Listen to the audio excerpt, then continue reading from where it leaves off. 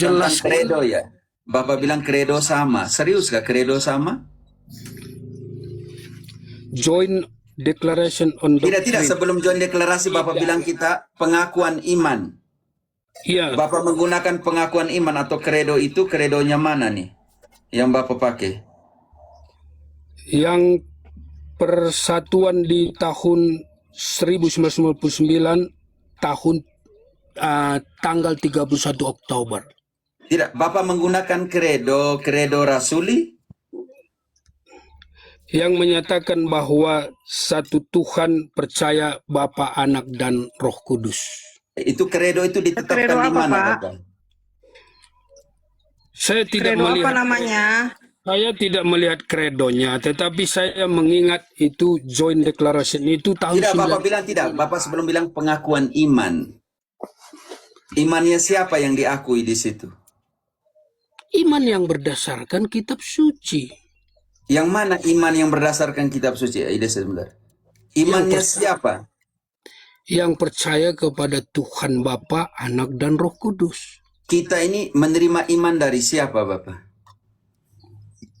Maksudnya iman dari siapa, bagaimana? Karena kita menerima iman rasuli. Mereka adalah saksi. Makanya Bapak tadi bilang, Bapak mengakui iman rasuli, ini sudah tema lain, tidak apa, bukan kitab suci. Bapak mengakui iman rasuli? Iya. Jadi inti dari joint declaration itu kan satu iman. Dan iman itu tentu timbul dari pendengaran firman Tuhan. Oke, Bapak ambil, bantu dulu Bapak. Oke, bantu dulu. Masalahnya kita pakai ayat sekarang sudah. Bapak bilang iman itu lahir dari pendengaran. Oke, Roma 10 ayat 17. Saya mau tanya sebentar. Penting sekali ayat ini karena Bapak sudah mengambil ayat ini. Oke. Roma 10 ayat Roma 17 10 dibaca. ayat 17. Jadi iman timbul dari pendengaran dan pendengaran oleh firman Kristus. Apakah dengan sendirinya mendengarkan firman Kristus? Turun ke ayat 14. Tetapi bagaimana mereka dapat berseru kepadanya jika mereka tidak percaya kepada Dia? Bagaimana mereka dapat percaya kepada Dia jika mereka tidak mendengar tentang Dia?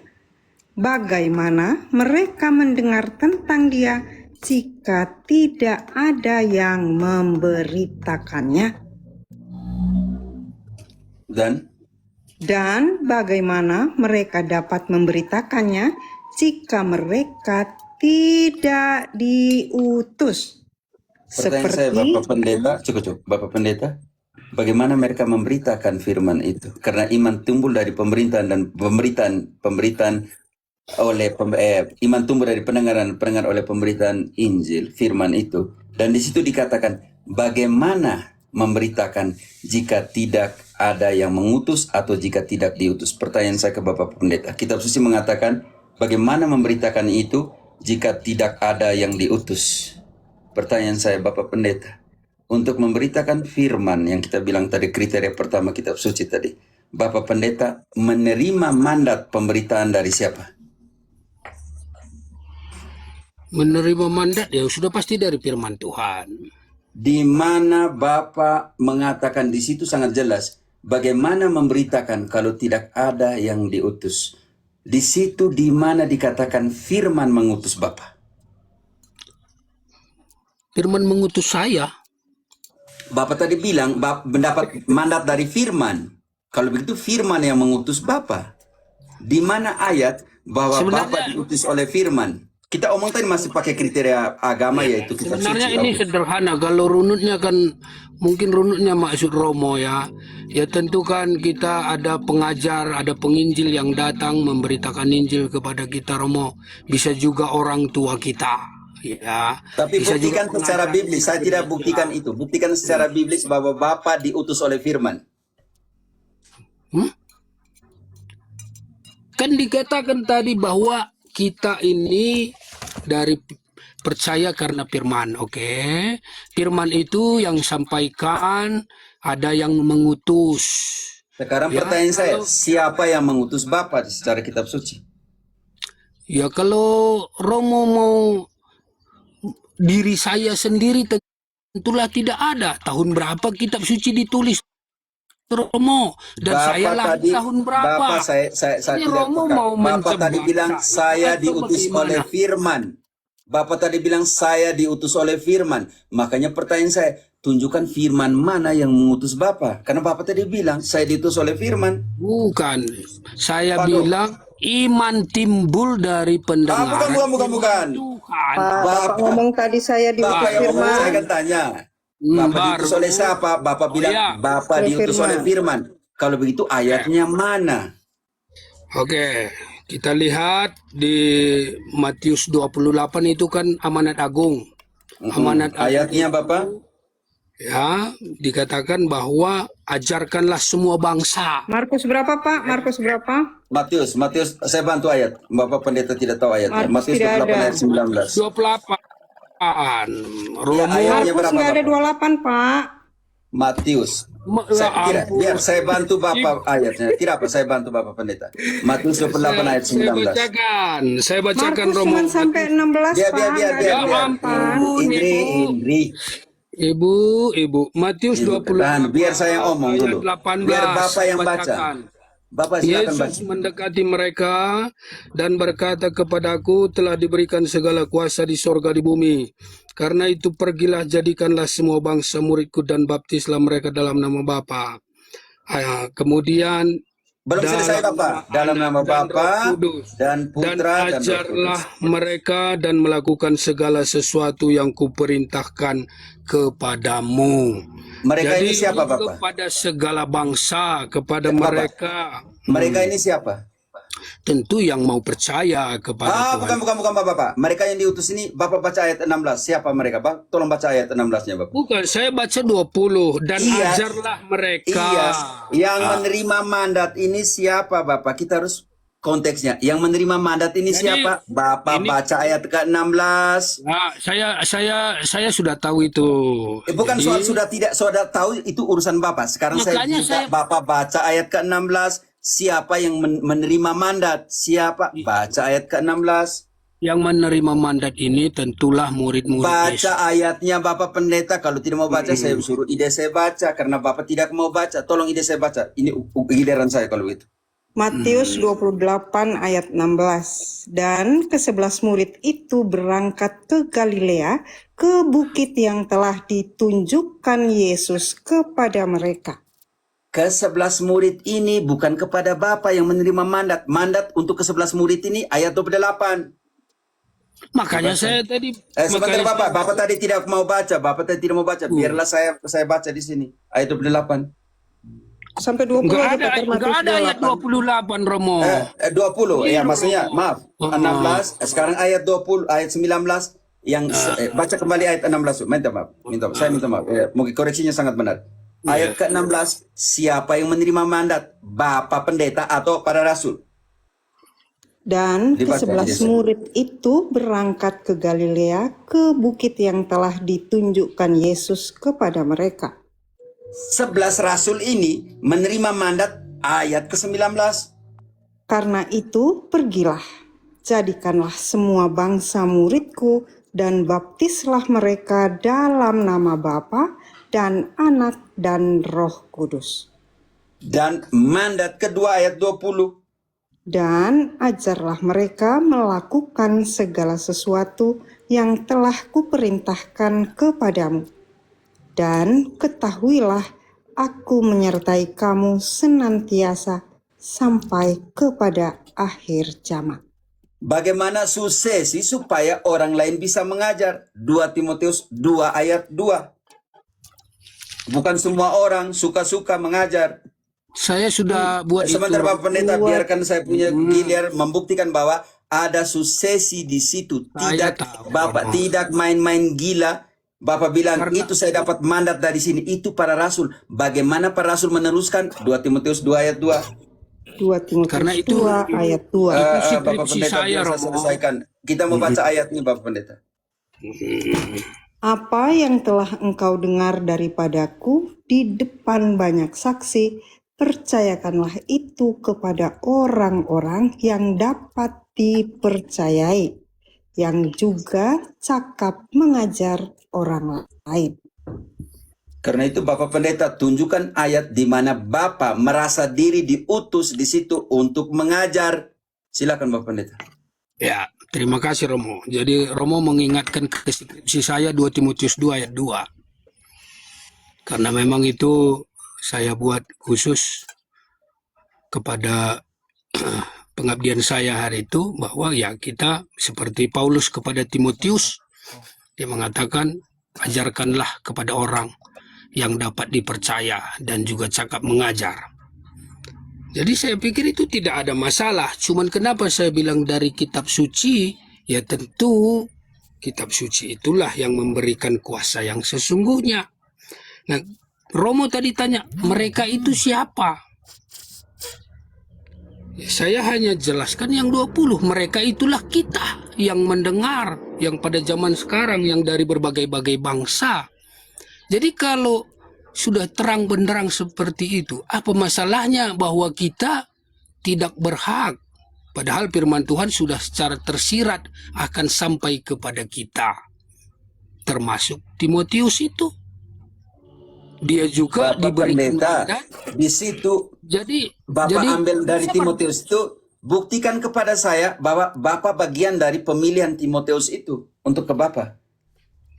berarti maksud Romo bahwa pesan daripada Tuhan Yesus itu sudah pas, tidak termasuk dia future. Gimana Romo ini? Bapak Pendeta, maka di situ yang kita namakan suksesi apostolik. Iya. Tapi Makanya kalau sekarang Romo Bapak sudah setuju kalau ada Romo suksesi minta- apostolik? Bapak setuju, Iya. Bapak Pendeta setuju ada suksesi apostolik? Tentu. Oh, kalau begitu tunjukkanlah gereja Bapak punya menerima suksesi apostolik. Silakan Bapak. Suksesi apostolik ya artinya kita mengikuti ajaran para rasul. Contohnya Bapak tahu Romo, tidak suksesi apostolik? kita mengikuti apa yang tertulis di dalam kitab suci itu. Bapak itu bukan suksesi tidak apostolik Bapak. tertulis. Suksesi apostolik itu apa? Bapak bilang Contohnya setuju. Romo, giliran bertanya boleh Romo. Tidak, Bapak harus jelaskan apa itu suksesi Romo apostolik tidak dulu. beri saya kesempatan bertanya. Oh ya silakan. Sekarang Bapak bertanya tapi Bapak belum menjelaskan. Bapak setuju dengan suksesi apostolik tapi menjelaskan suksesi apostolik itu gagal paham. Tetapi sekarang biarlah. Dari Iya, Bapak itu yang kesian saya juga Bapak bilang. dari tadi tidak bisa menjelaskan semua pertanyaan. Sekarang biarlah Bapak bertanya, saya menjelaskan. Tidak Daripada apa. Bapak tadi tidak menjelaskan apa-apa, juga tidak Sudah pakai ayat pasti. sama sekali. Sudah pasti menurut Romo tidak akan menjawab karena Romo Ya. sudah buat kesimpulan sendiri. Ya, Saya di sini hanya pendengar yang dengar Bapak ada 2.200 orang itu. yang dengar, tidak apa. Maka itu saya tadi bergerak dalam persatuan bahwa kita satu dalam iman, percaya dalam nama Bapa, Anak dan Roh Kudus. Kitab suci pun sama dari perjanjian barunya, yaitu Matius sampai Wahyu. Nah, oke. Jadi apostolik adalah para rasul, ajaran para rasul, mengikuti ajaran para rasul. Pertanyaan saya, apakah para rasul melakukan contoh di dalam kitab suci ini, Romo, harus berdoa dan menghadap kepada patung misalnya? Oke. Sebenarnya tema sudah sangat bosan dijawab, tapi saya akan menjawab. Bapak mengerti tidak patung dalam konsep biblis di dalam bahasa Ibrani mereka menggunakan 2 kata untuk patung. Patung yang berhala katanya apa Bapak Pendeta, dan patungnya untuk ornamen liturgis katanya apa. Silakan Bapak Pendeta dulu. Sebelum saya jelaskan, saya akan menjelaskan, tapi ketika Bapak bertanya tentang patung, Bapak harus mengerti patung di dalam konteks biblis Ibrani. Karena kita omong patung dalam pengertian perjanjian lama yang omong tentang patung semuanya itu. Oke, sekarang pertanyaan saya untuk Bapak. Jelaskan kepada saya 2 kata untuk mendefinisikan patung di dalam konteks Ibrani. Silakan Bapak. Jelaskan itu, setelah itu saya akan menjelaskan kepada Bapak semua. Saya bacakan dalam konteks orang Ibrani Saya tidak Bapak, saya butuh 2 kata Ibrani untuk Saya menjelaskan patung? Dua kata saya Ibrani. saya bacakan Romo dari kitab suci Romo. Bapak, saya Hah? minta dua kata Ibrani supaya dari kata itu, prinsip hermeneutik, salah satu dari prinsip hermeneutik adalah prinsip Romo. linguistik yang dibagi dalam dua, yaitu leksikon, Hmm. pemilihan kata. Maka di situ saya butuh pemilihan kata dalam bahasa Ibrani karena perjanjian lama ditulis dalam bahasa Ibrani untuk menjelaskan patung. Bapak harus menjelaskan kepada saya dulu penggunaan dua kata. Yang pertama, patung untuk berhala dan patung untuk ornamen liturgis digunakan dua kata yang berbeda. Silakan Bapak jelaskan dalam bahasa Ibrani, katanya apa, jelaskan kepada saya. Jadi gini Romo, di sini penonton banyak orang Indonesia Romo.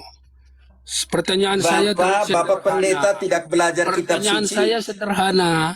Ya, Oke. ini pertanyaan saya akan jawab, Bapak. Saya akan jawab, tetapi saya mau tahu, Bapak mengerti kata patung secara biblis atau tidak?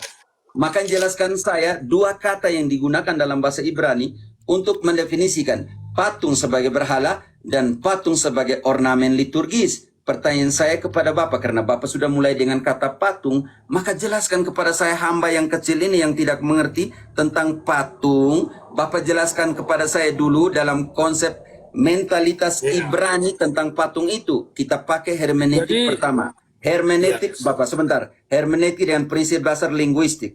Yang pertama, yang hermeneutik linguistik ini dibagi dalam dua. Yang satunya namanya leksikon, pemilihan kata. Jelaskan kepada saya dulu patung dalam konteks Ibrani dengan dua kata yang berbeda. Silakan Bapak. Saya akan menjelaskan kalau Bapak jelaskan ini dulu kepada saya. ya, jadi pengertiannya saya jelaskan melalui firman Tuhan Romo ya. Yang disebut Bapak patung di tolong sini bahasa adalah Ibrani, dua kata dulu saya minta dulu. Jangan bahasa Indonesia dulu. Dua kata dalam bahasa Ibrani. Kalau Bapak tidak tahu saya jelaskan. ini bukan kelas bahasa Ibrani Romo. Jadi jangan Romo mengarahkan Bapak kepada tahu atau tidak tahu karena perjanjian lama ditulis ya. dalam bahasa Ibrani. Jadi patung dalam konteks di sini dalam 2 Raja-Raja pasal 18 dijelaskan bahwa itulah berhala yang dimana awalnya dia dalam satu bentuk benda mati yang sebenarnya mengarahkan kepada iman yang bukan benda mati tetapi bergeser sehingga menjadi penyembahan kepada benda mati. Maka Raja Hizkia menghancurkan karena konsep penyembahannya sudah kepada benda mati. Oke, biar saya jelaskan kepada Bapak. Tidak mengajar apa-apa di sini. Oke, saya mengajar untuk 2.500 yang dengar ini. Oke, teman-teman, supaya kita tahu untuk bisa membedakan dalam konteks Ibrani ada dua kata untuk membedakan mana patung sebagai berhala, mana patung sebagai ornamen liturgis. Nanti saya akan sampai kepada pertanyaan Bapak, kenapa ada patung di dalam gereja Katolik. Oke, pertanyaan sini. Bapak, ketika orang Israel dalam konteks Ibrani menjelaskan patung sebagai berhala, mereka menggunakan kata pesel. Contohnya di mana? Di Keluaran 20 ayat keempat dan kelima. Di situ kata digunakan kata pesel. Keluaran 20 ayat 4. Jangan membuat bagimu patung yang menyerupai apapun yang ada di langit di atas, atau yang ada di bumi di bawah, atau yang ada di dalam air di bawah bumi. Oke, di situ Bapak, cukup. Di situ Bapak, kalau kita kembali ke bahasa Ibrani, di situ digunakan kata pesel. Karena dia menjelaskan ayat ketiga. Tolong alak itu terjemahan kata ilah di situ atau berhala di situ. Oke, di ayat 3-nya di ayat 4 menjelaskan ayat 3, patung dari siapa? Dari ayat 3. Jangan ada padamu ilah lain di hadapanku. Jadi patung tuh yang ayat 4 itu adalah patung dari ilah-ilah lain. Sekarang terhadap patung itu kamu jangan buat apa? Ayat 5, larangan kedua. Larangan pertama di ayat 4, jangan buat patung. Jadi semua jenis patung jangan buat. Yang kedua, tapi patung berhala dari ayat ketiga, ilah-ilah lain. Sekarang patung yang berikut yang dari patung yang kau buat itu jangan kau buat apa ayat 5. Jangan sudut menyembah kepadanya atau beribadah kepadanya. Sebab aku, Tuhan Allahmu, adalah Allah yang cemburu, yang membalaskan kesalahan bapa kepada anak-anaknya, kepada keturunan yang ketiga dan keempat dari orang-orang Oke. yang membenci aku. Jangan sujud menyembah dan jangan kau buat ibadah. Sekarang kita mau lihat. Kalau begitu itu patung tuh dari ilah-ilah yang lain. Oke, itu dijelaskan di mana? Di 1 Tawarik 16 ayat 26. Apakah berhala itu? Ya, berhala adalah apa? 1 Tawarik 1 ayat 16 ayat 26. 16 ayat 26. Sebab segala Allah bangsa-bangsa adalah berhala, tetapi Tuhanlah yang menjadikan langit.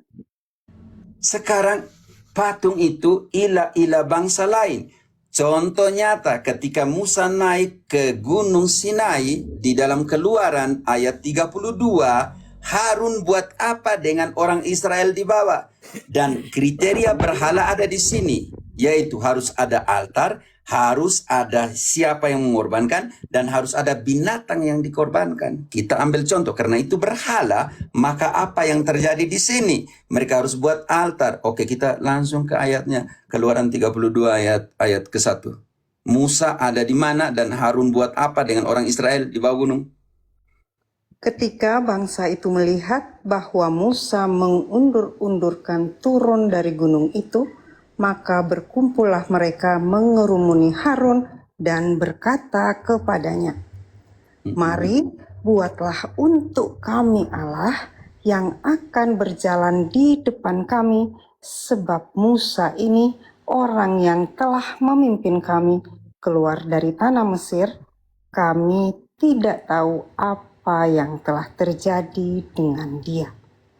Sekarang apa yang mereka buat? Kumpulkan anting-anting. Lanjut ayatnya. Lalu berkatalah Harun kepada mereka, "Tanggalkanlah anting-anting emas yang ada pada telinga istrimu, anakmu laki-laki dan perempuan, dan bawalah semuanya kepadaku." Lanjut.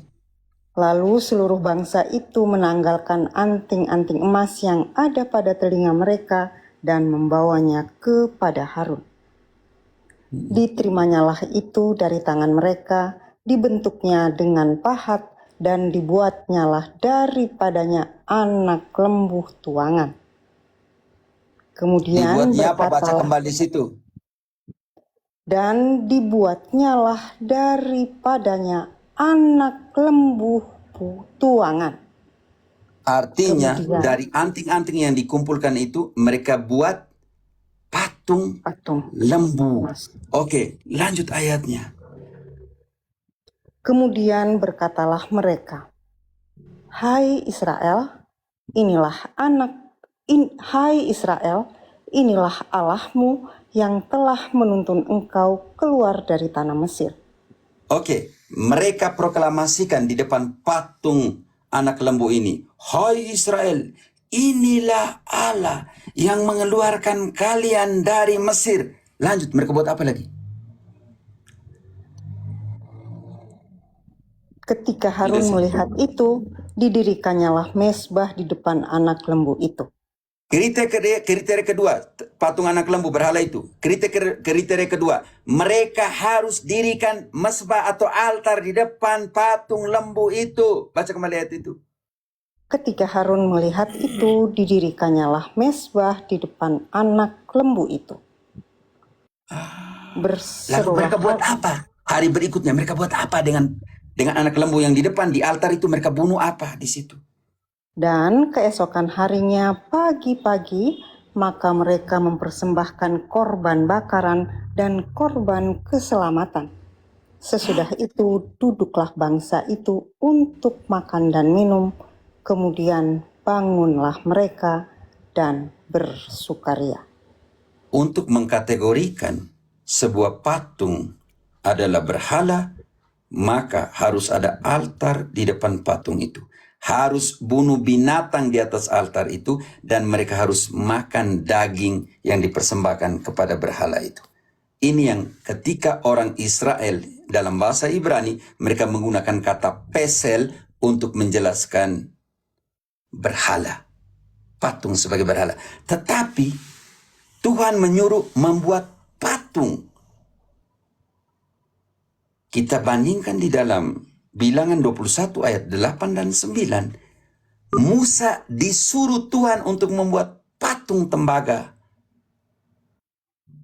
Bilangan 21 ayat 8. Maka berfirmanlah Tuhan kepada Musa, buatlah ular tedung dan taruhlah itu pada sebuah tiang. Maka setiap orang yang terpagut, jika ia melihatnya, akan tetap hidup. Musa buat atau tidak? Buat. Lanjut ayatnya maksud saya. Lalu Musa membuat ular tembaga dan menaruhnya pada sebuah tiang. Maka jika seseorang dipagut ular dan ia memandang kepada ular tembaga itu, tetaplah ia hidup. Kata yang digunakan di situ suruh buat patung tembaga, ular tembaga. Di situ di dalam bahasa Ibrani digunakan kata pitwats atau teselem. Maka tadi saya tanya ke Bapak Pendeta, jelaskan saya dalam konteks Ibrani, patung yang sama, kata patung itu dijelaskan dari dua sudut pandang yang berbeda. Ketika menggunakan kata pesel untuk patung berhala, tetapi ketika Tuhan menyuruh membuat patung, maka di situ digunakan kata pitwats atau kata teselem. Kita buat pembanding yang lain. Di dalam Keluaran yang sama, bab 25 ayat 18 sampai 22, di situ Tuhan menyuruh. Sebentar Bapak, saya akan jelaskan karena tentang patung saya akan bawa sampai dengan perjanjian baru. Saya kalau jelaskan kitab suci dari Kejadian sampai dengan Wahyu. Kalau Bapak tanya tentang patung, maka saya harus bongkar dari berhala liturgis sampai dengan berhala rohani yang ada dalam perjanjian baru Bapakku. Kalau Bapak mau bertahan silakan, kalau tidak Bapak pergi. Karena Bapak sudah tanya, maka saya sekarang akan mempertanggungjawabkan pertanyaan Bapak secara biblis dengan kitab suci di tangan. Begini Romo, tadi kan Romo Tidak. Bapak saya harus jelaskan dari secara bincang-bincang biblis. bergantian. Kalau itu Bapak tadi minta menjelaskan, saya menjelaskan belum selesai. Kalau Bapak mau bertahan silakan, kalau tidak Bapak silakan pergi. Karena bagi saya menjelaskan secara runut itu lebih penting dari pertanyaan Bapak hanya untuk menyerang patung yang ada di dalam gereja Katolik. Karena belum sampai di sana. Jawaban Bapak punya tuh hanya butuh 1 menit. Tetapi untuk sampai jawaban 1 menit ada patung dalam gereja Katolik, saya harus kembali lagi dari kitab Keluaran sampai dengan Wahyu. Kalau Bapak mau belajar, silakan. Kalau tidak, silakan pergi Bapakku. Saya di sini, saya tidak melarang siapapun. Kalau di sini, ketika Bapak, sebentar Bapak, ketika Bapak tanya tentang patung Bunda Maria yang ada dalam gereja Katolik, maka secara biblis saya harus bongkar dari perjanjian lama sampai dengan Wahyu. Supaya Bapak mengerti kenapa ada patung dalam gereja Katolik. Kalau Bapak mau bertahan, silakan. Kalau tidak, Bapak selamat jalan. Saya juga sudah mau jam 12 ini. Saya tidak penting bagi saya. Oke, karena ini tema saya sudah bosan. Sekarang kita lihat, Tuhan suruh buat patung apa di tabut perjanjian. Keluaran 25 ayat 18. Dan haruslah kau buat 2 kerub dari emas, kau buatlah itu dari emas tempaan. Pada kedua ujung tutup pendamaian itu. Romo. Maksud saya gini kan Romo, berilah saya kesempatan. Sebenarnya pertanyaan saya tadi kan sederhana Romo. Bapak, saya satu orang, pertanyaan sederhana, saya harus bongkar semua kitab suci untuk menjawab pertanyaan Bapak sederhana. Karena pertanyaan Bapak bagi saya sangat mulia, bukan sederhana, maka saya harus jelaskan secara totalitas di dalam kitab suci tentang patung itu. Tapi tidak, kalau Bapak mau ganti silakan, karena belum selesai jawabannya. Silakan, Bapak mau protes silakan. Saya dimut-mut terus Romo ini. Saya pikir tadi kita bisa bicara Teman-teman Protesan, saya tidak pernah berganti. takut. Kalau pertanyaan tentang patung, maka kita harus buktikan Maksud secara saya gini, biblis. Romo. Oke. Maksud saya tadi kan begini, kan Romo tadi singgung apostolik. Ini Romo masuk ke profit dan nabi-nabi perjanjian lama semua, sehingga memakan waktu memang. Saya setuju, apa yang dijelaskan Romo itu setuju. Maksud saya tadi, kan kita berbicara tentang rasul-rasul yang 12 ataupun yang 11 itu. Siapa di antara mereka, saya bilang, Romo bawa ke sejarah ke perjanjian lama. Ya saya ikuti, tapi kan Bapak terlalu tadi lama. tanya kenapa orang Kenapa Katolik harus ada patung di depan patung. Tidak tahu pertanyaan Indri atau saya keliru atau bagaimana pertanyaan itu tadi. Iya, dia ngomong Iya. ke patung tadi, Pater. Makanya Maka dijelasin, saya harus Pak. jelaskan. saya Kalau bilang Bapak nggak gini, nyinggung patung, tidak akan lari ke patung, Pak. Kita tetap di kitab suci aja awal tadi gitu loh. ini Soalnya udah ibu ini kemana-mana ini, Pak. ibu ini juga sama. Pertanyaan Kenapa? saya tentang Oke, patung, formulasi ulang pertanyaan saya. Oke, tentang silakan Bapak. patung berdasarkan para apostel. Itunya Bapak pertanyaan. pertanyaan bukan begitu. Bapak pertanyaan tadi kenapa di Iya. gereja Katolik Kan tadi ada patung? Iya, kan Itu kan Romo pertanyaan bilang pernyataan apostolik Bapak tidak taruh apostolik. di sana tadi. Ada tadi apostolik, Pak Romo. Ada pertanyaan apostolik di situ. Iya. Atau kita kasih mati dulu, saya rekam kembali, ambil kembali rekaman, Bapak mau? Boleh. Karena kan saya bilang bicara tentang apostolik. Oke, kita tahan dulu. Teman-teman yang di bawah yang masalah dengar naik apostolik dulu. Pak. tadi, Pak, Ini saya masalah sudah- apostolik tadi itu Jadi- tentang rasul-rasul, Pak. Itu sudah selesai, tidak ada masalah iya, lagi. selesai, Pak, masalah rasul. Pertanyaan saya Terus begini Bapak masuk tadi. ke patung Oke, dalam gereja.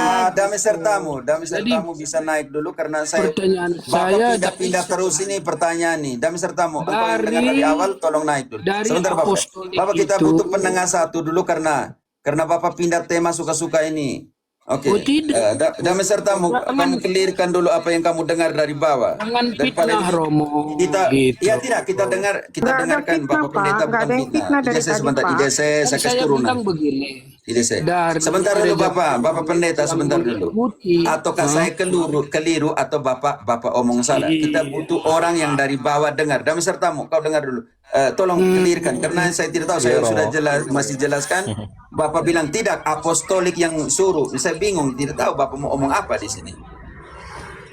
Baik, saya mendengar tadi Pak Pendeta tadi pertanyaannya begini ya. Tadi Romo sebelumnya sudah menjelaskan betapa penting sifat gereja yang apostolik kan. Nah lalu Bapak Pendeta tanggapi dengan memunculkan pertanyaan tadi. Kira-kira dari para rasul itu contoh ada nggak yang mengajarkan untuk menghadap? Tadi Paman bilang menghadap di depan patung tuh. Nah dari sini kemudian Romo hendak menggali bagaimana adanya patung dalam gereja Katolik itu tuh tidak bertentangan dengan kekristenan gitu. Sejak semula gitu. Itu konteksnya Romo loh. Dan menurut saya cara menjawab ini itu kan justru menjawab pertanyaan Pak Pendeta. Betul nggak Pak Pendeta? Tapi Romo tuh mau runut gitu. Saya sangat setuju jawaban Romo itu, makanya tadi karena Romo paksa, saya coba bacakan 2 Raja 18 di mana Raja Hizkia kemudian menghancurkan patung daripada ular tembaga itu. Tetapi Nanti Romo akan pertanyaan jelaskan saya itu tadi- Paman. Iya, Tapi jangan dulu ke sabar sana. dulu. Paman dulu harus mengerti dulu bahwa Romo tuh Sabar dalam dulu. kekatolikan ternyata begini loh pertanggungjawabannya. Bahwa nanti mungkin akan ada patung yang disuruh dihancurkan. Itu nanti Romo akan jawab, tapi tolong tuntaskan dulu yang Paman katakan tadi tuh. Gitu, satu-satu Paman. Bisa ya? Makanya saya Pak Pendeta? saya tanya kan tadi gini kan boleh saya bertanya, giliran saya bertanya itu menunjukkan bahwa topik bisa berubah tapi di dalam konteks yang sama. Apa itu apostolik, para rasul. Dari para rasul Etika diskusi ini, sih begini Pak Pendeta. Ketika kita bertanya, durasi yang menjawabkan lebih lama dari pertanyaan, betul? Romo itu sebagai Ya, yang tapi menjelaskan tuh. Jadi durasi sudah waktu hampir untuk yang 15 menjelaskan kan menit. Romo. Saya 15 menit tidak bagaimana? masalah. Baru beberapa Cuman menit tadi Romo Romo langsung, jelaskan loh. iya, nggak apa-apa. Oke, kalau gitu, kalau harus panjang ya nggak apa-apa. Ya, Tapi kan tadi oke, pertanyaan saya, Bapak, saya, dari saya simpulkan. Bapak Pendeta, saya dari simpulkan begini. hmm, Kalau begitu, saya simpulkan nanti serahkan ke Bapak Pendeta. Oke. Saya mau runut pelan-pelan sampai dengan ajaran apostolik. Oke, tentang berhala itu apa?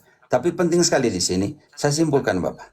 Kalau begitu, di dalam perjanjian lama ada dua perbedaan. Patung yang dikategorikan sebagai berhala dan patung yang dikategorikan sebagai ornamen liturgis. Yang ornamen liturgis ini sebelum selesai, Tuhan menyuruh membuat patung emas, ular. Tuhan menyuruh membuat patung kerubin. Di dalam 1 Raja-Raja 6 ayat 23 selanjutnya, Tuhan menyuruh membuat patung kerubin di ruangan Maha Kudus itu tingginya 10 hasta dan lebarnya 10 hasta, 2 loh. 4,5 meter, itu tidak ada masalah. Diletakkan di ruangan Maha Kudus ketika Imam Agung pergi untuk mengorbankan di dalam Jom Kippur, acara Jom Kippur, perayaan Jom Kippur, di situ harus disembeli di depan tabut perjanjian. Yang di atas tabut perjanjian itu ada patung 2 kerubim, dan di sampingnya ada patung kerubim dengan tinggi 10 hasta dan lebar 10 hasta. Artinya di depan itu melakukan ibadah di depan patung kerubim, di depan tabut perjanjian, dan harus mengorbankan binatang di sana sebagai upacara Jom Kippur. Bagi orang Israel, Bapakku yang terkasih, patung tidak ada masalah sebagai ornamen liturgis di dalam bait suci Yerusalem. Begitu banyak patung. Bapak setuju tidak? Di dalam perjanjian lama dan di dalam zaman Yesus, ada patung di bait suci atau tidak? Langsung ke inti pertanyaan tentang para rasul yang mengajar atau tidak. Pertanyaan saya, ketika Yesus dan para rasul masuk ke bait suci, di dalam bait suci itu ada patung, banyak patung atau tidak, Bapak Pendeta? Romo, saya bertanya, Romo balik lagi bertanya. Bukan, Dami Sertamu bisa fasilitasi. Maksudnya saya akan menjawab. Siap Romo. Bapak hanya jawab dulu, apakah di dalam bait suci di Yerusalem pada zaman Yesus banyak patung atau tidak banyak patung di dalam bait suci? Dan tunjukkan ayatnya bahwa tidak ada patung di bait suci. Tuh coba Jadi narasikan ya sebelum nanti Paman Pendeta jawab ya. Jadi penekanan Romo tuh gini, izin ya, saya sekedar membahasakan aja supaya ini tuh nampak juga bagi semua tuh adil tuh. Romo tuh mau tekankan, kan di awal Paman itu seperti menyaksikan tindakan orang Katolik sekarang yang menghadap patung kan.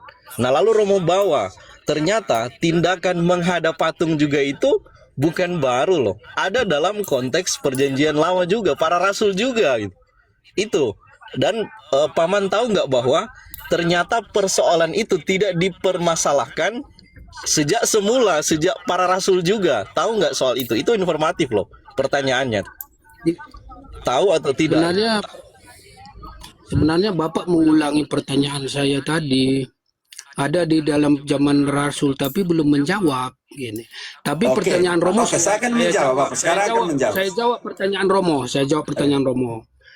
Saya pikir dalam konteks bait Allah tentu ada di dalamnya tabut ya yang berisi kita tahu itu sebagian blok batu itu, dan juga ada beberapa tapi tidak banyak.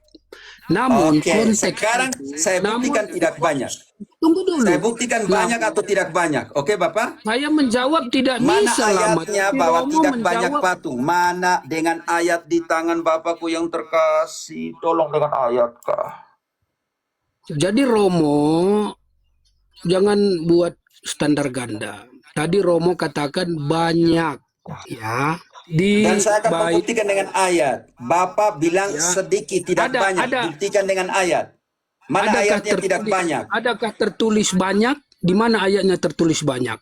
Bapak buktikan dulu tidak banyak, supaya saya buktikan bahwa di semua dinding bait suci itu ada gambar, ada lukisan, ada patung. Sekarang Bapak buktikan dengan ayat dulu. Kalau tanpa ayat, Saya akan Adakah tunjukkan. tertulis kata Saya akan adakah tunjukkan. tertulis kata banyak? Karena Bapak saya berangkat sekarang, dari ya, perkataan sekarang banyak saya akan itu. jelaskan kata banyak. Bapak jelaskan tidak banyak dulu. Bapak bilang tidak banyak. Sekarang Bapak jelaskan kata tidak banyak di dalam bait suci. Patung tidak banyak, gambar tidak banyak. Mana ayatnya?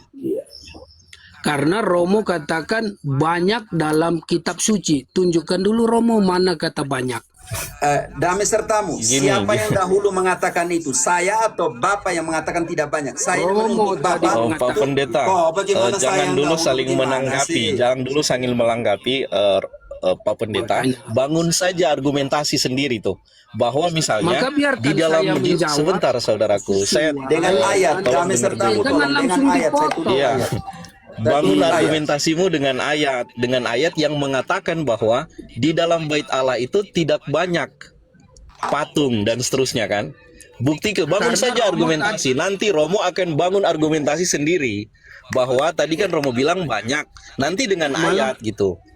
Seperti Malah itu sederhananya tuh supaya alurnya tuh Malah mengalir. kamu lebih banyak ngomong dari saya, kawan. Di dalam Bapak-bapak diskusi langsung saya yang tunjukkan berperan bahwa itu adalah tidak moderator banyak loh. patung di dalam bait suci, mana ayatnya? Saya butuh itu dari tadi. Kalau tidak ada ayat, biar Silakan. Bapak pergi saja. Begini, tadi kan Romo berkatakan, tidakkah Bapak Pendeta tahu bahwa di bait Allah zaman Yesus banyak patung? Tahukah Bapak Pendeta? Ada kata-kata banyak, makanya saya katakan ada tapi tidak banyak. Oke, sekarang Masa Bapak tunjukkan bahwa tidak banyak dulu dan saya akan menunjukkan banyak. Bapak mana ayatnya tidak banyak? Tunjukkan dulu ayatnya. Tunjukkan Karena ayatnya dulu. arti Kalau banyak tanpa ayat saya tidak akan jelaskan. Tunjukkan ayatnya. Coba Romo tunjukkan dulu mana ayat banyak. Gimana? Ada sertamu, dia yang lagi menjelaskan, saya harus menjelaskan untuk dia. Enak-enak dari tadi Iya. dia tunjukkan ayatnya. Ini memang, dia hanya mau ikut harus supaya ayat yang saya benar-benar- tunjukkan tidak ada Iya. di sini, Bapak. Tunjukkan Harus ayat jelas dulu. ya. Kenapa Romo Di jadi- konteksnya adalah kita sekedar bangun argumentasi aja. Jangan, nggak perlu kamu tanggapi Romo. Romo juga Bapak, tidak saya ada sedang kitab akan suci di tangan. Bapak menanggapimu. punya kitab suci di mana? Mana Bapak punya kitab suci? Oh, ini Romo, lengkap Romo, lengkap. Oke, tunjukkan sekarang ayat tunjukkan yang sudah. berisi Nah, bahwa sekarang tidak tunjukkan banyak. sudah. Tunjukkan sudah, tidak banyak. Karena perkataan saya itu berangkat dari perkataan Romo Iya, dulu. Bapak tunjukkan yang tidak banyak sudah, tunjukkan dulu supaya saya buat kontraposisi. Gampang saya tunjukkan. Bapak tunjukkan dulu. Tunjukkanlah mana itu kata banyak. Malas, sudahlah. Biar Bapak buat pergi. Maaf, Pak Pendeta. Berarti Romo Kan tadi tidak- Bapak Pendeta tidak tahu ayatnya, sama Pak tidak ada Pendeta, guna. kan tadi Bapak yang pertama ngomong tidak banyak. Pater cuma minta, tot mana ayatnya yang tidak banyak itu. Bapak jelaskan. Abis itu Pater akan menjelaskan menggunakan ayat dengan kata banyak yang tadi itu, Pak. Banyaknya itu, Bapak. Jadi Bapak jelaskan yang jelasin tidak dulu. banyak dulu. Yang tidak banyak Ayatnya itu. mana? Baru Kalau tidak Pater tahu jelasin. silakan bilang tidak tahu. Karena Romo mengatakan banyak. Bukan itu. soal Bapak tunjukkan ayat saja selesai. Mana ayat yang bilang tidak banyak? Itu berangkat dari perkataan Romo. Aduh, biar Oke, pergi. jadi Malas, begini, Romo. tidak ada guna. Kita Tunjukkan fokus- ayat. fokus- Sebut saja ayat, sebut saya. Bapak cukup satu saja. Cukup satu ayat sebab saya butuh. Ya, kita balik ke perjanjian lama berarti bait Allah Iya, tentang bait terserah. Allah. Kita omong di bait suci. Bait suci. Bait suci zaman Yesus. Mana ayatnya? Bait suci zaman Yesus Romo itu sudah dihancurkan kemudian kan, Pokoknya Romo. di bait suci itu ada Bapak. Dihancurkan tahun berapa? Kalau mau tahu sebelum pembuangan Babilonia. Tahun berapa dihancurkan? Oleh siapa Bapak? Saya bantu. Raja Nebukadnezar. Tahun berapa? Itu tidak usah diajarkan kepada saya. Yang penting Bapak harus jelaskan di bait suci ada sedikit patung. Mana ayatnya? Karena Romo mengatakan banyak. Tunjukkan dulu Romo. Bapak tinggal ayat saja. gampang. Cari aja Tidak dulu usah Pak ngeyel di sini, Pendeta. Bapak Dikasih Pendeta. waktu loh. Dikasih waktu, kami semua diam. Silakan Pak Pendeta cari. Saya juga dari tadi bertanya siapa rasul yang suksesi melakukan itu tidak dijawab-jawab juga. Saya tidak paksa. Romo mau buka kitab, saya tidak paksa. Bapak buka Tapi kitab ket- suci, tapi langsung kitab suci saja Bapak Pendeta. Gini dia. Jangan menggiring Romo. Tapi ketika Romo saya beri kesempatan cari sana dengan asisten yang baik. Gampang Bapak, saya belum jawab. Saya bilang belum jawab. Sekarang Bapak tunjukkan satu ayat. bahwa di kita di bait suci ada sedikit patung atau gambar? Tunjukkan. Ya, kalau kata tidak banyak memang tentu tidak ada, Romo. Iya, makanya tunjukkan bahwa di dalam kitab, di dalam bait suci ada gambar atau patung. Tunjukkan ayatnya mana. Saya tidak butuh banyak atau tidak banyak. Nanti saya akan tunjukkan banyak. Iya. Jadi Mana kalau ayatnya? Romo menggiring Bilang kepada saya disuruh malas ini kita, dia ini tahu atau tidak tahu nih malas. Iya. Jadi Tunjukkan ayat dari tadi, putar balik, putar kiri, Adam serta kamu. Gini loh, Pak Pendeta, Malas gini dari kan, tadi, kita tuh harus mengedepankan kebenarannya. Kebenaran adalah harusnya ya, kesesuaian antara pikiran dan kenyataan. Paman berpikir bahwa katanya sedikit. Nah, kenyataannya di dalam kitab suci ada nggak seperti itu? Kan Kan begitu. arti Karena banyak- kalau Paman bilang Gini tidak dia, banyak, tetapi arti ternyata banyak di dan kitab sedikit suci itu itu kan bertolak. relatif. Sebentar, Bapak saudara. Ngerti, tunjukkan satu atau dua di dalam bait suci itu ada patung. Tunjukkan ayatnya mana. Itu saya butuh dari tadi ayatnya. Romo kita sudah hampir 1 jam, tapi pertanyaan saya Bukan. pun Aduh, lari begini jawab. 1 jam. Jangan Malah- lari, malah tidak lari, bertanya. Pak Pendeta, jangan Iya. lari. Cari aja ayatnya. malah Romo balik bertanya di tengah Enggak, gini ya. jawaban. Aduh, Bapak Pendeta, Adakah mana ayat ayatnya, itu Bapak Pendeta? atau tidak ada? Kalau Bagi saya dibilang gampang tidak, tunjukkan itu. Saya butuh Bapak Pendeta tunjuk satu ayat bahwa di bait suci ada patung, ada gambar. Hanya itu saja, Bapak. saya tadi sudah Mana sebutkan ayatnya? tentu dalam kitab suci itu ada, ya kan? Tidak, tapi di bait suci yang saya butuh di bait suci Yesus keluar masuk ini dengan para rasul ini.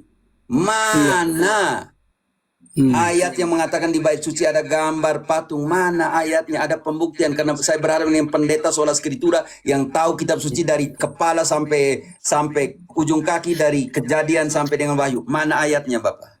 Ini Saya saja butuh pun ayat. Romo sudah tambah ada gambar. Saya tidak sebut gambar. Tadi yang saya sebut itu ada tabut, ada Bapak, saya butuh ayatnya, Bapakku yang terkasih, ayatnya. Oke lah, singkatnya Romo, suksesi dari apostolik tadi lah jawab Romo. Aduh, Karena dan Romo sertamu paling bagaimana bertanya, nih? Saya butuh ayatnya mana, Bapak? Ayatnya mana? ayat apa Saya lagi juga Romo? jujur bingung ya, karena mode para partisipan dalam hal ini Pak Pendeta tuh tidak mau kooperatif tuh. Pertanyaannya tuh sederhana, tunjukkan dari pernyataan tadi bilang tidak banyak patung, mana ayatnya gitu. Cari aja di ChatGPT, Pak. Cari aja, saya tidak ada masalah. Cari aja. Saya tidak perlu cari karena saya tadi tidak sudah perlu cari, tunjukkan ayatnya sekarang. begini. Karena saya tadi bertanya sederhana, tapi Romo balik bertanya.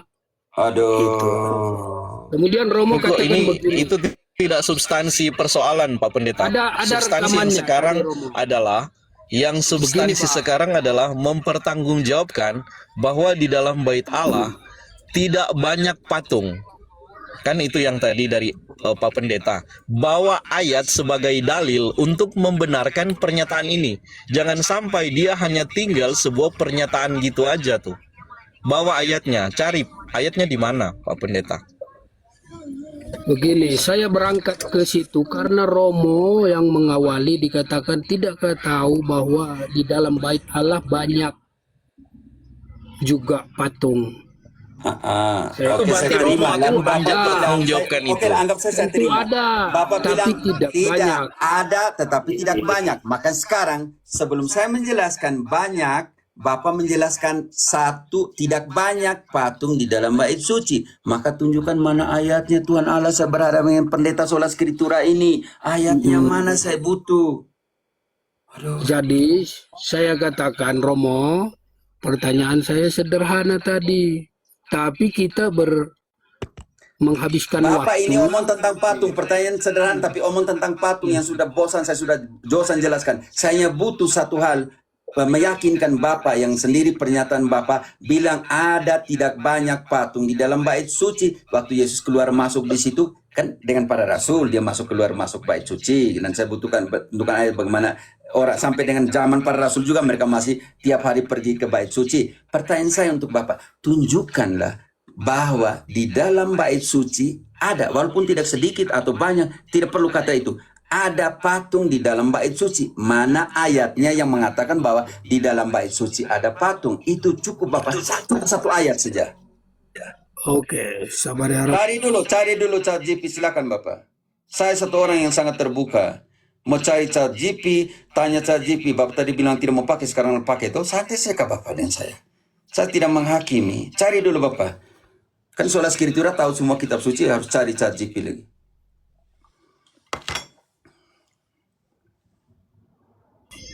Kita bersabar ya, teman-teman. Semoga beliau bisa menemukan supaya diskusi ini mengalir gitu.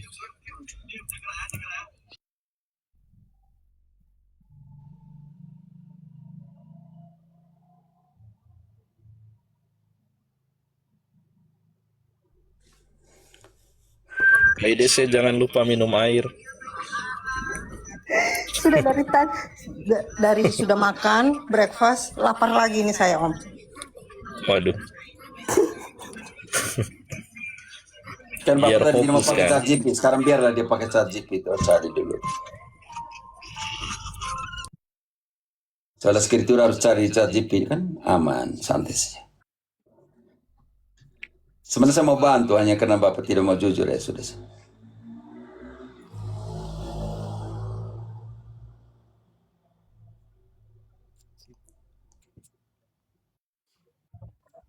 Biasanya kalau kelamaan ini dia biasa Tidak apa, tepat. kita tunggu Kalau satu. dia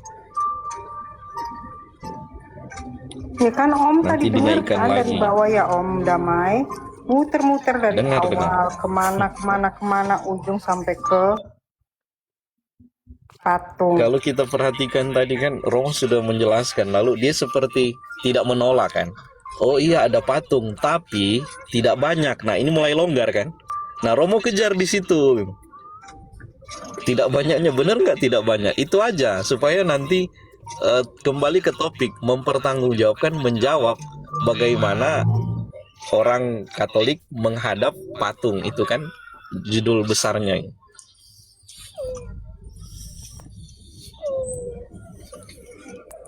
Lama sekali dia jeda Udah ya. lama ya. Kelama nanti kepental kalau terlalu lama.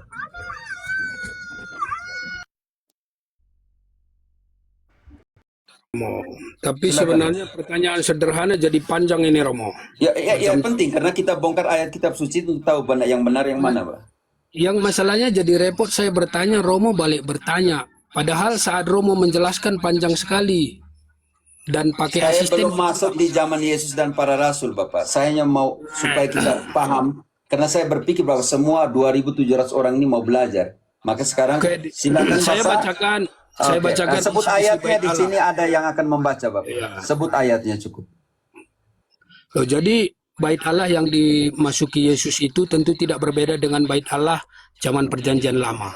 Oke, Kita benar setuju. sekali. Saya Coba setuju baca itu. di Keluaran 38. Bapak, di keluaran belum ada bait Allah.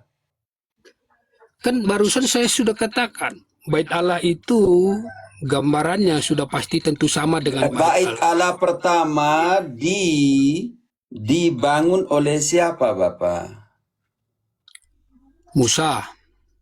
Aduh, itu kemah pertemuan Bapak, bukan bait Allah.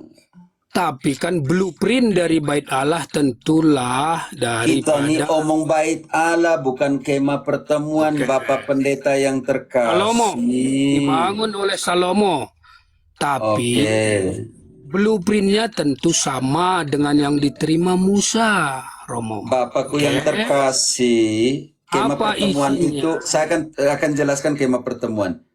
Posisinya seperti apa? Bait suci yang dibangun oleh Salomo hancurnya tahun berapa? Setelah itu dibangun kembali oleh Ezra dan Nehemia tahun berapa? Dan itu sama dengan persis seperti bait suci yang dibangun oleh Salomon. Pertanyaan saya, di dalam kita omong tentang bait suci yang dimasuk oleh Yesus itu bukan kemah pertemuan zaman Musa.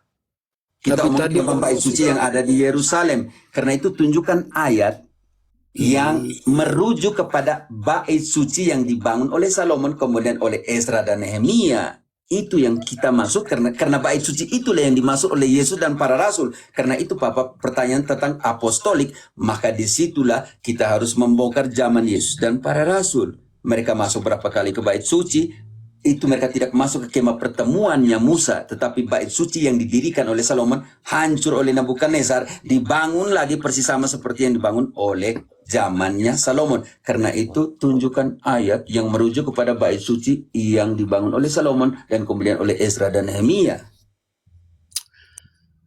Romo tadi udah setuju bahwa sama dengan yang awal dari perjanjian lama. Tapi Romo tidak memberi saya kesempatan. Malah Romo, Saya potong karena kalau ketika ambil Keluaran, Bapak Pendeta, saya jelaskan secara biblis untuk Bapak, di situ masih kemah pertemuan, bukan bait suci. Bapak mengerti tidak ada perbedaan antara kemah pertemuan dan bait suci? Bapakku yang terkasih, Bapak Pendeta Pentekostas Karismatik, apakah ada perbedaan antara kemah pertemuan dan bait suci zaman Salomon? Tolong dijawab, Silakan, Bapak. Pak. tadi saya sudah awali dengan kalimat Romo percaya itu sama dengan yang di perjanjian lama. Romo katakan sama. Begitu Itu saya tentang bait membacakan suci, bukan Keluaran, kemah pertemuan, Romo Bapakku yang langsung terkasih. bantah bahwa saya Bantah katakan karena itu bukan bait suci, itu kemah pertemuan yang diambil dari kitab Keluaran. Bapak tidak, makanya saya tanya, Bapak Pendeta mengerti kemah pertemuan dengan bait suci atau tidak? Kita ini omong tentang bait suci loh, bukan kemah pertemuan. Waduh, rugi usah punya waktu nih Bapak. ya, jadi bait Allah yang dibangun Salomo tentu blueprintnya dari Musa. Setuju Romo? Kemah pertemuan zaman Musa tidak sama dengan bait suci yang dibangun oleh Salomon. Saya katakan blueprintnya, artinya apa yang ada di dalamnya, sekat-sekatnya. Oke, Itu- silakan Bapak. Oke, Iya. Bapak jelaskan, nanti saya jelaskan dalam konteksnya Salomon. Oke, Bapak jelaskan yang ada di Keluaran. Iya. Baca ayat. Jadi dibuatnya lah. Baca ayatnya tolong Indri. Oh, Indri yang baca, silakan. Berapa Pak? Berapa? Kejadian berapa Pak? Keluaran. Iya. Berapa ayatnya Pak? Keluaran 36 ayat 8 sampai Keluaran 38. Dua bab panjang sekali ya Bapak ya. Romo jangan menyindir saya. Tadi Romo juga saya berikan Tidak, waktu. silakan baca ya Bapak. Rangkumkan saja apa yang ada dalam kemah pertemuan zaman Musa Bapak. Silakan baca Ibu Indri yang baik. Kalau baca dua bab saya tidak akan memberikan di sini, baca dua bab Bapak. Karena saya punya waktu bukan untuk baca dua bab di sini. Tunjukkan ayat langsungnya di mana di dalam kemah pertemuan itu ada patung. Selesai Bapak.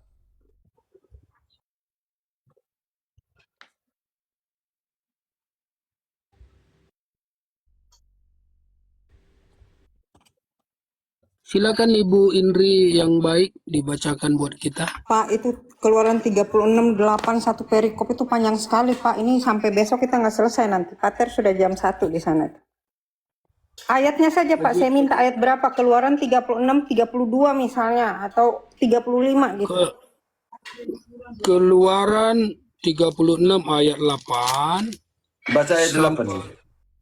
Oke, ayat ayat 8. 8 sampai supaya dapat kita isinya kan di dalam itu kan ini kan mengarah kepada dalam tanda petik yang Romo katakan patung tadi, walaupun sebenarnya ya saat itu beda Sangat tujuan beda. Sekarang biar saya Bapak daripada panjang lebar Bukan, di kemah, maksud saya kemah begini, pertemuan. termasuk Biar saya langsung jelaskan di bait suci ada apa saja. Oke Bapak ya. Karena Bapak suruh enggak, baca Romo. dua bab. Kita Bapak suruh konsisten baca 2 baca. bab. Wow. Romo bilang sola Mana scriptura. ayat langsung Bapak? Saya langsung sebut ayat langsungnya mana? Kudu baca 2 bab ini. Ayat jangan dikendalikan oleh pikiran kita, Romo. Maunya Romo harus, bagaimana nanti salah. Terus Bukan, Romo bilang, biarlah Bapak, biar saya jelaskan bait suci yang dibangun oleh Salomon itu dihancurkan oleh Nabukadnezar, setelah itu dibangun kembali setelah pembuangan Babilonia oleh Ezra dan Nehemia, dan itu persis sama seperti bait sucinya Salomon, dan karena oke lah persis Romo, sama kalau maka saya akan Romo membuktikan tidak di beri, sini. Maka saya akan Romo membuktikan tidak sini beri Bapak saya Pendeta, biar kesempatan. daripada saya rugi waktu di sini. Saya akan menjelaskan di sini Jadi saya apa tidak yang diberi biar sudah hak menjawab, Bapak biar Romo. tidur saya jelaskan di sini. Oke lah, Kasihan sekali Bapak saya ini. izin kalau gitu, Romo. Ya Saya Bapak, izin. selamat jalan saya. Silakan jalan saya Bapak. Minta maaf ya, saya Karena pikir terlalu panjang. Romo, Tetapi saya akan Romo menjelaskan di sini. minta Terima ayat kasih Bapak. tapi tidak Sekarang izinkan saya akan saya menjelaskan ayat yang sesuai dengan Oke. bait suci yang dimasuk dan dikeluar oleh para rasul dan Yesus zamannya. Maka saya akan menjelaskan. Baca 1 Raja-Raja 6 dari ayat 23. Apa saja yang ada di dalam bait suci yang dibangun oleh Salomon ini. Dan itu Ezra dan Nehemia bangun kembali persis sama seperti yang dibangun oleh Salomon. Ada apa di dalam? 1 Raja-Raja 6 diberi saya kesempatan, Romo. Tidak diberi kesempatan. Biarlah saya, kalau Bapak mau pamit silakan. Kalau mau ambil lagi dari keluaran Pak Pendeta tema pertemuan, tadi. ya sudahlah, malas. Pak Pendeta Tolong sudah ambil alih dulu dan sia-siakan, serta. tidak menjawab ini. Beliau dikasih kesempatan tidak menggunakan dengan baik. Bangun saja narasi. Oh, ini ayat yang mengatakan bahwa tidak banyak. Ya sekarang Romo aja mungkin. Karena bagian dia tidak menggunakannya sih Romo. Oke. Buat yang di Silakan bawah. baca. 1 Silakan, Raja-Raja 6 ayat ke-23 mulai. Ada apa saja di dalam bait suci? 1 Raja-Raja 6 ayat 23. Selanjutnya di dalam ruang belakang itu dibuatnya 2 kerup dari kayu minyak, masing-masing 10 hasta tingginya. Sayap yang satu dari kerup itu 5 hasta panjangnya, dan sayap yang lain juga 5 hasta. Sehingga dari ujung sayap yang satu sampai ke ujung sayap yang lain 10 hasta panjangnya. Juga kerup yang kedua adalah 10 hasta panjangnya, dan kedua kerup itu sama ukuran dan sama potongan badannya. Tinggi kerup yang satu 10 hasta, dan demikian juga kerup yang kedua.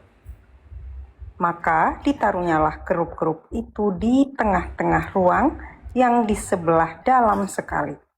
Kerup-kerup itu mengembangkan sayapnya sehingga kerup yang satu menyentuh dinding dengan sayapnya, dan kerup yang kedua menyentuh dinding yang lain, sehingga sayap-sayap yang arah ke tengah rumah itu bersentuhan ujungnya.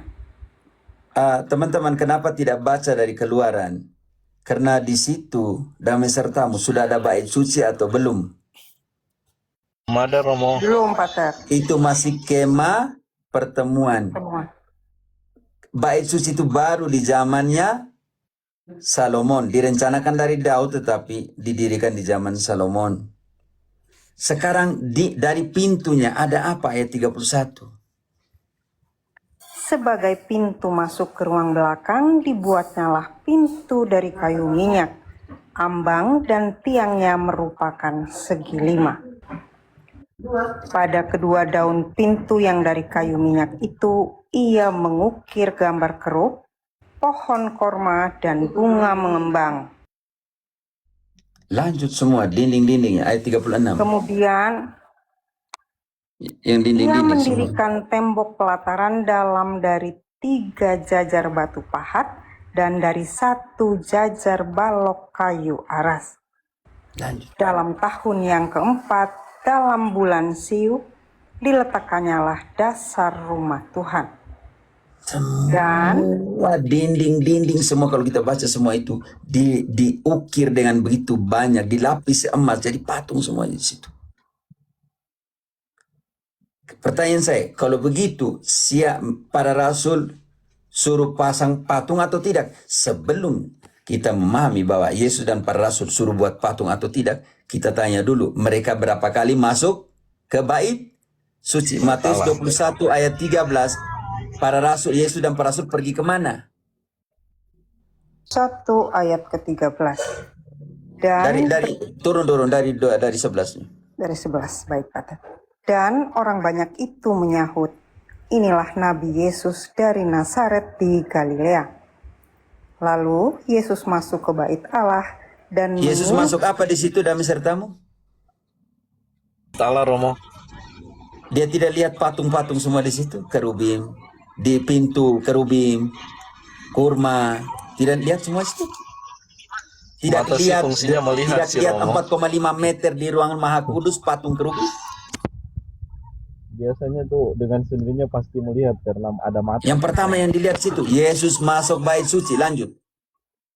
Lalu Yesus masuk ke bait Allah dan mengusir semua orang yang berjual beli di halaman bait Allah. Yesus suruh hancurkan semua patung? Tidak ada Romo. Ketika Imam Agung membuat ritus Jom Kippur di ruangan Maha Kudus, dia harus persembahkan binatang di depan apa? Di depan apa itu? Tabut perjanjian. Di atas tabut perjanjian ada 2 kerubim. Di samping tabut perjanjian kiri kanan ada 4,5 meter tingginya patung kerubim. Berarti tidak menghadap patung? Menghadap. Sekarang berapa kali gereja perdana dan para rasul masuk ke bait suci? Kisah 2 ayat ke-46. Berapa kali mereka masuk? Kisah 2 ayat ke-46. Dengan bertekun dan dengan sehati mereka berkumpul tiap-tiap hari dalam bait Allah. Mereka kumpul di mana? Di situ tiap-tiap hari Romo. Mereka tidak lihat patung kerubim-kerubim di situ. Kalau punya mata sih melihat sih Romo. Jangan sampai semua Protestan buta di sini. Oke, lanjut. Tiap-tiap hari mereka pergi ke bait suci. Mereka memecahkan roti. Cukup selesai. Pergi ke bait suci. Tidak mungkin mereka tidak lihat. Logika. Tetapi supaya Bapak Pendeta karismatik Pentekostas tahu, berhala bukan berhala liturgis, patung dan semuanya itu. Santo Paulus menjelaskan apa itu berhala. Kolose 3 ayat 5. Kolose 3 ayat ke-5. Karena itu matikanlah dalam dirimu segala sesuatu yang duniawi, yaitu percabulan, kenajisan, hawa nafsu, nafsu jahat, dan juga keserakahan yang sama dengan penyembahan berhala. Efesus 5 ayat 5. Apa itu penyembahan berhala? Efesus 5 ayat ke-5. Karena ingatlah ini baik-baik. Tidak ada orang sundal, orang cemar, atau orang serakah.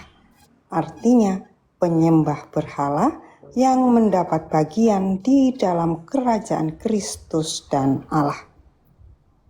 Itu. Dami sertamu, engkau lebih memilih patung ada di depanmu atau yang 5-8 konsep berhala menurut Santo Paulus itu. Dami sertamu, kamu pilih yang mana? Karena saya Katolik Romo, yang pertama Romo. Kesian ya Bapak Pendeta punya ada patung 2 di loncat depan sana, saya. loncat sini, loncat sana, loncat sini. Jujur saja dia tidak tahu ayat. Saya akan bantu. Dia lari lagi keluaran omong tentang kemah pertemuan. Tidak ada hubungan dengan bait suci yang kemudian dibangun oleh Salomon. Makanya saya bilang Tuhan Allah, tidak ada yang lebih pintar lagi ya, logikanya nih. Lalu dia suruh baca 2 bab. Emangnya 2 bab itu omong tentang semua ada ya? Daftar semua yang ada dalam kemah pertemuan yang kecil? Makanya beritahu saya dia tidak tahu ayat, selesai saya akan bantu dengan segala senang hati. Karena itu pewarta harus jujur yang pertama. Kalau ya, tidak. Saya tidak tahu, saya belum tahu, selesai. Sudah mulai dari awal, ya, tidak. Bayangkan untuk mengatakan Katolik dan Ortodoks, dia Protestan ambil kitab suci dari sana, itu butuh 7 pertanyaan dulu. Ini kan sudah tidak jujur. Pendeta seperti apa? Kita nih mengatakan kita semua hamba Tuhan, ya sudah. Kejujuran adalah potret dari jiwamu. Secara psikologi ya memang Romo berat untuk jika reputasi mulai terancam Romo. Kalau eksistensi mulai terancam memang berat Romo untuk rendah hati. Mengakui bahwa saya nggak tahu, saya pengen tahu dari Katolik. Kata-kata itu tidak terucap sama sekali dari beliau kan. Bahwa dia mungkin tidak tahu, pengen dikasih tahu. Iya, yang terakhir tadi dia putar itu dia bilang, tunjukkan dulu yang banyak sebelum Bapak Pendeta engkau yang omong, makanya saya minta engkau tunjukkan yang dulu beberapa. Tadi dulu kau tunjukkan dulu itu. Gengsi kan? Ini kan biar orang dengar tuh, oh ini tuh Romo juga bilang banyak, ada dasarnya kan. Banyak patung ada dasarnya. Sebaliknya dia yang bilang tidak banyak, mana dasarnya? Kan sesederhana itu tadi. Sederhana itu pertanyaan. Saya akan menunjukkan banyaknya di mana. Dia mati-matian saya banyak. Karena memang dia tidak tahu ayat. Saya bilang kau buka di ChatGPT. Dia bilang saya tidak perlu. Ternyata setelah itu dia pergi cari. Kan lucu teman-teman. Saya minta maaf. Saya rasa kecewa sedikit. Kalau kualitasnya seperti ini. Saya bisa bayangkan bagaimana dengan jemaat yang dia pimpin. Saya bisa bayangkan betapa kasihannya, minimnya pengetahuan. Kenapa? Kurang lebih kalau pendeta dengan jemaatnya 11-17 Romo. Jadi pendetanya 17, jemaatnya 11 mungkin. Makanya Kalau saya tahu dia mau baca mereka semua, saya segitu bilang, aja. dia saya kau bantu baca. Hoi, dia mau suruh baca itu 2 bab itu. Keluarkan Pak, keluarannya babnya panjang, bayangkan. Panjang ya Pak.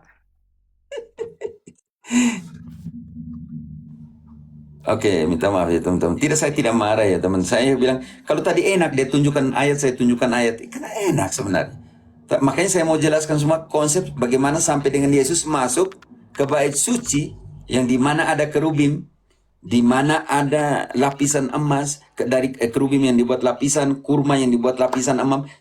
Kalau di fundasion yang bahasa Spanyol itu, sesuatu yang ukiran itu kalau dipasang sesuatu di luar emas apa semua jadi patung. Makanya banyak sekali semua dinding-dinding bait suci diukir dengan penuh dengan ukiran-ukiran itu yang dilapisi emas.